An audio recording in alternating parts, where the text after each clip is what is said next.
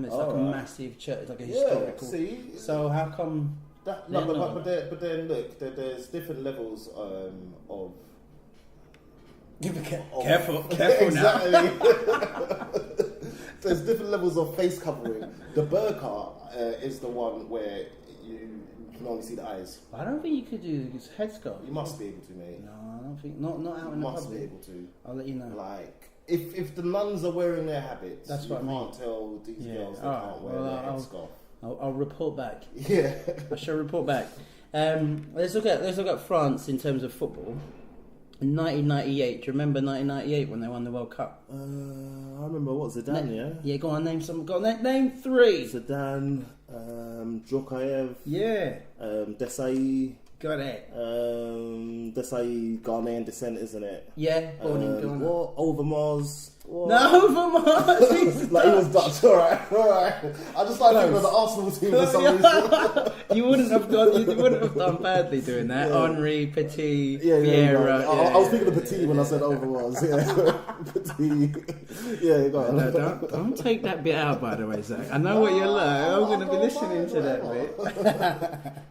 bit. Before the World Cup, because they had such a diverse team, before the World Cup, Jean-Marie Le Pen of the Nationalist Party said that it was wrong and it was artificial to get players from abroad and call them French. Who's this guy? Jean-Marie Le Pen. He's the French Nationalist Party leader. Oh, so he's like the French NF. Yeah. We don't have NF anymore, do we? What's the NF called now? Basically, UKIP. What would be the word for the NF?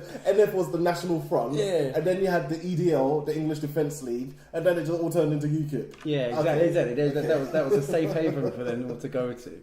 But yeah, he said that none of them were born. They can't call themselves French if they're from abroad. Like none of them were. He didn't understand that you have to have French ties to play for France. And then he said that thing that people say as well of they don't have pride because they don't sing the anthem. If you think like back in the past, players like Cantona and Platini, and for England, Gary Neville, they never sang the anthem, but no one said anything. Yeah. But also, it's like, okay, we're about to have the biggest match ever of our lives, but before that, let's little sing song. So yeah, and you might be crap at singing, man. But also, you might just be psyching yourself up for the game. You might be trying not to vomit. Yeah, imagine. Come on. Imagine if you're trying to vomit and you're like, we gotta have anthem karaoke before we get going. True, like nowadays, and people are gonna scrutinise you as much for that as for the next 90 minutes. Exactly. Nowadays, like people think that's like the precursor, isn't it? Let's see how he sings the anthem. The players are shouting it, aren't they? They're probably shouting their anthem. But that's just theatre now, anyway. Exactly, yeah. So yeah, when they won the World Cup in 1998, people celebrated their differences, and there was a phrase called, I've got to get this right, Black Blanc Bleu, which means black, white, Arab. And that blur? I thought blue was blue. No, blur. Oh, blur, right? I thought they were trying to do the flag or something. Yeah, well, exactly. Black, white, blue. Yeah, exactly. They're trying to do the blue, white, red, but it was black, blanc, bleu. Blur. Because I said blur, right? So black, white, Arab, which should take on the French, flag.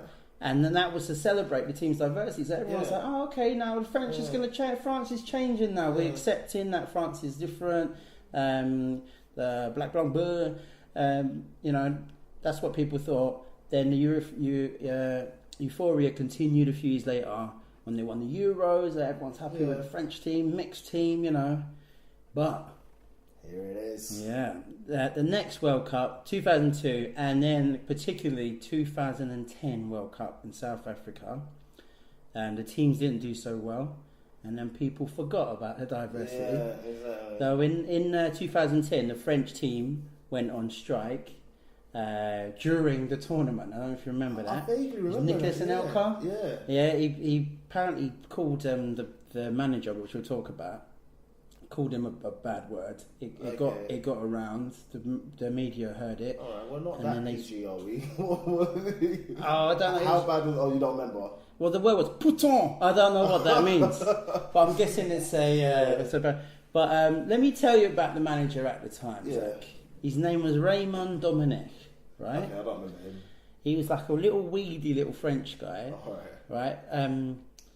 This guy was off his rocker. Like, he was a properly, he was a bit mad. He confessed that sometimes he used astronomy to pick his team.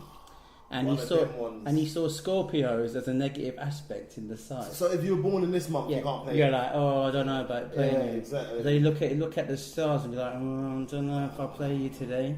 Imagine. I can imagine, but I don't remember Glenn Hoddle. Was it Glenn Hoddle? Tell us, man. No, not Glenn Hoddle. Sorry, I was It was Glenn Hoddle. Him. Was it him?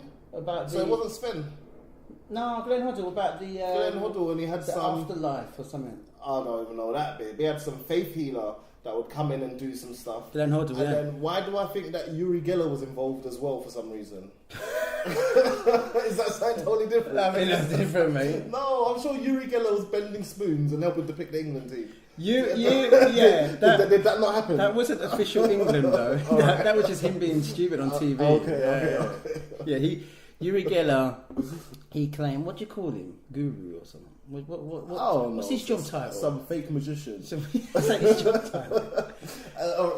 It's not a magician. Some mysticism guru. Guru, yeah. Something. He claimed that he made a ball move when Scotland took a penalty against England. He made the ball move.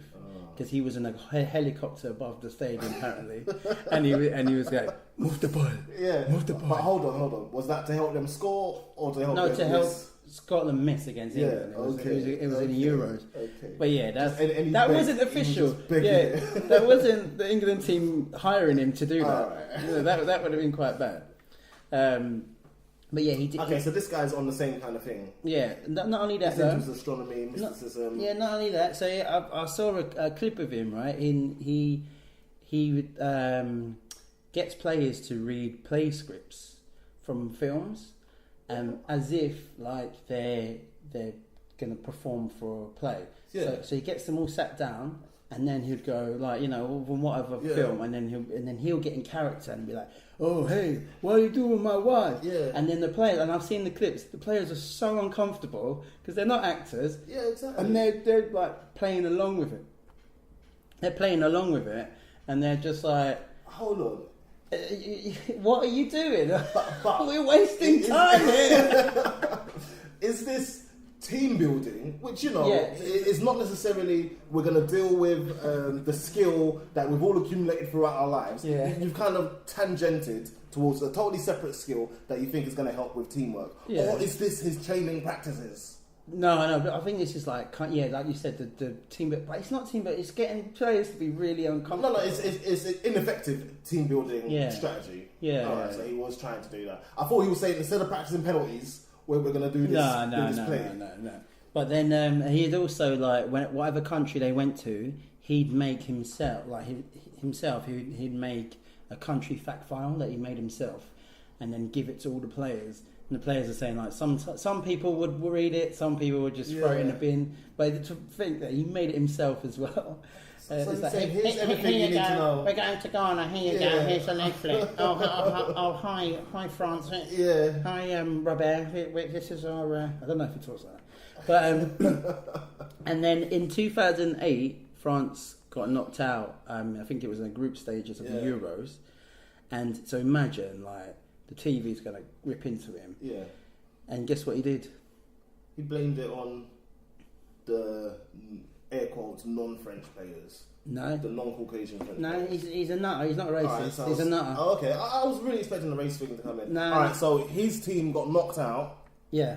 You'll never guess what. I'm not going to guess. He got some voodoo dolls or something? He proposed to his girlfriend in the interview straight away. Gosh. So imagine England went out. Imagine last time when England went out to Iceland. Yeah. And then who was it? Hodgson just went, I've realised in this time that love's the most important thing, and I think it's time that I got serious with my girlfriend. I love you. And he was like, I love you.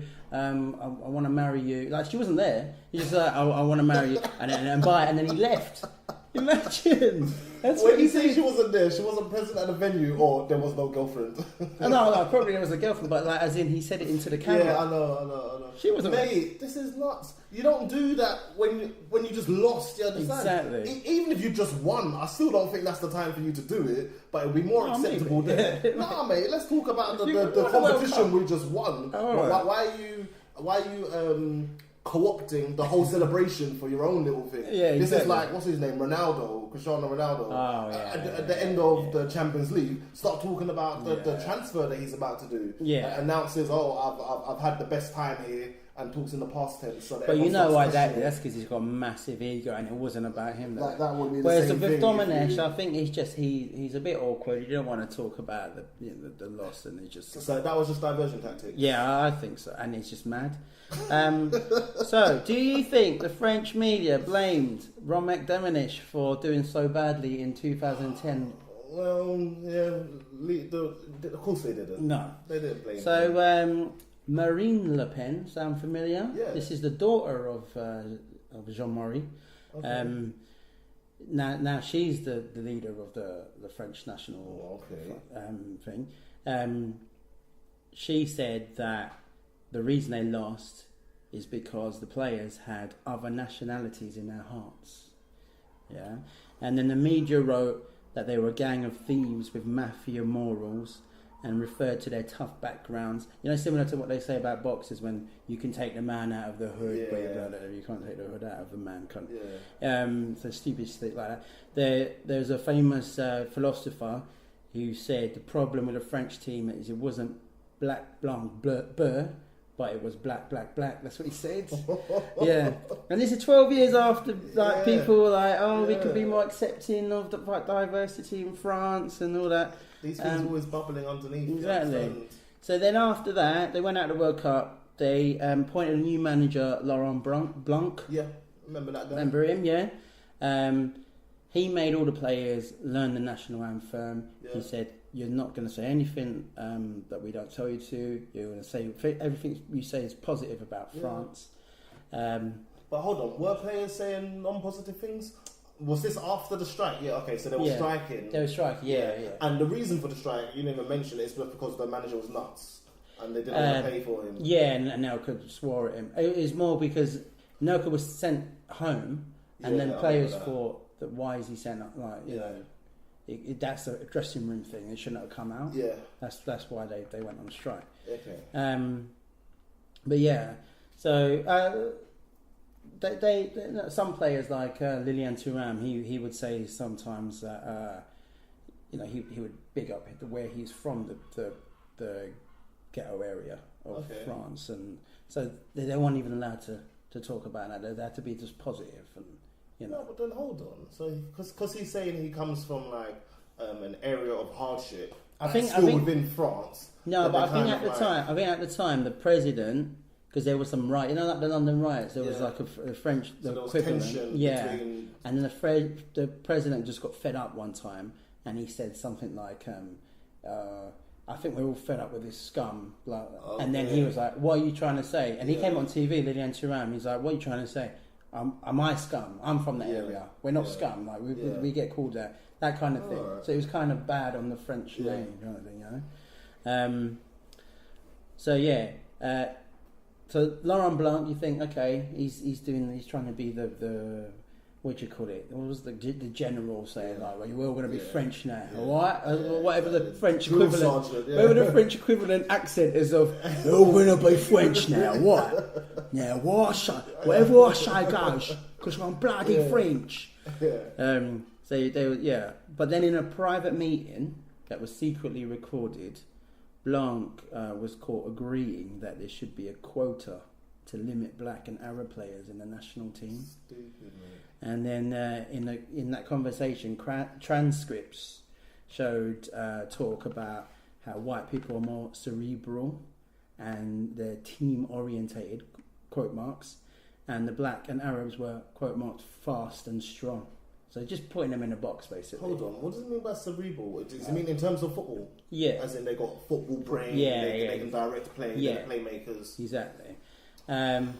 obviously they were made to apologise. Yeah. And it was a who was he talking to in that? It was like meeting? Yeah, it was like a thing to to talk about. French football's gone down the pan. Yeah. How can we improve it? Yeah. So it was like, it had all the big dogs of the Football Association in it.